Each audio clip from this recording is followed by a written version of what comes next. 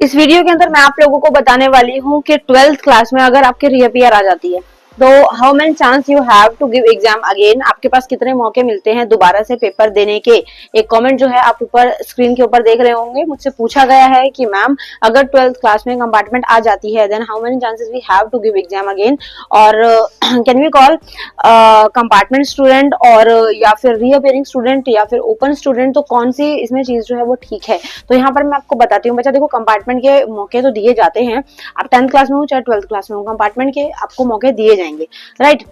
अब कितनी बार दिए जाएंगे, कौन सा टाइम पे दिए जाएंगे, मैंने एक वीडियो में प्रीवियस भी बताया था, but still I am repeating. सबसे मेन चीज आपको ध्यान रखनी है, अगर आप 10th में है चाहे 12th में है, अगर आपकी एक पेपर में कंपार्टमेंट आ जाती है, ठीक है, जस्ट ओनली वन सब्जेक्ट, तो आप लोगों को एक ही महीने के बाद मौका दे दिया जाएगा दोबारा से पेपर देने का। So you have to prepare for that. अगर आपको फटाफट पेपर को क्लियर करके एडमिशन लेना है, क्योंकि 12th क्लास में आगे कॉलेजेस में एडमिशन नहीं होते, प्रॉब्लम आती है और डेफिनेटली प्रॉब्लम आती है, कॉलेज जो है वो एडमिशन नहीं लेते आप लोगों का अगर आपके पेपर जो है वो क्लियर नहीं है, अगर आपके पास पासिंग डीएमसी नहीं है, पासिंग स्कोर कार्ड नहीं है, अगर किसी एक सब्जेक्ट में भी कंपार्टमेंट है तो आप लोगों को कॉलेज में नहीं लिया जाता। ओके, मैक्सिमम कॉलेजेस जो है वो मना करते हैं, स्टिल 1% चांस रहता है कि कुछ कॉलेजेस अलाउ कर देते हैं जब जुलाई अगस्त या सितंबर में पेपर देना हो। ओके, तो आई होप ये चीज आप लोगों को समझ आ गई होगी। अब इसके अलावा में एक जो मेन चीज है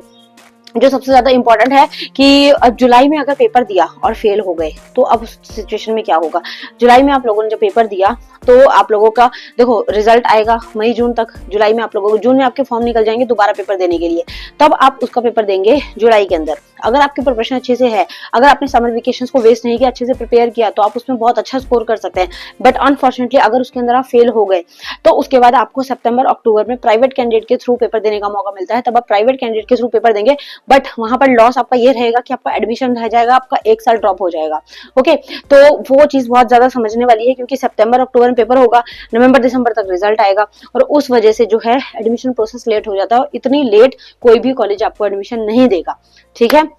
तो आई होप ये चीज समझ आ गई होगी। 10th वालों के लिए थोड़ा इजी रहता है क्योंकि उनको एडमिशन आगे 11th में लेना होता है, 11th में जो है थोड़ा सा रिलैक्सेशन रहता है बच्चों के लिए, और वो लोग जो है आप लोगों को थोड़ा सा टाइम देते हैं कि हाँ ठीक है पेपर को क्लियर कर लेना, 11th क्योंकि बोर्ड की नहीं होती, तो इसलिए वहां पर बच्चों को रिलैक्सेशन दिया जाता है कि कोई बात नहीं है, आपको टाइम दे रहे हैं, पेपर को क्लियर करो। तो सितंबर अक्टूबर तक वो लोग पेपर देके 11th साथ साथ करते हुए पेपर दे सकते हैं, बट 12th के केस में ऐसा नहीं होता। एक महीने के बाद, रिजल्ट के 1 या 1.5 महीने के बाद आपका पेपर दोबारा होता है, री एग्जाम का मौका देता है आपको बोर्ड, तो आप वो पेपर दे सकते हैं। और इसके अलावा में अगर आपको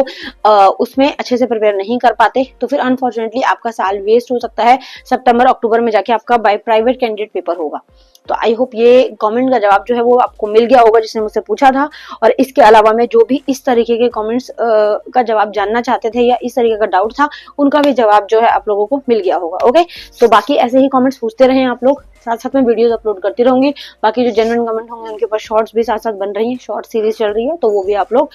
मुझसे पूछ सकते हैं। Okay, see you next video, thank you so much for watching, bye bye.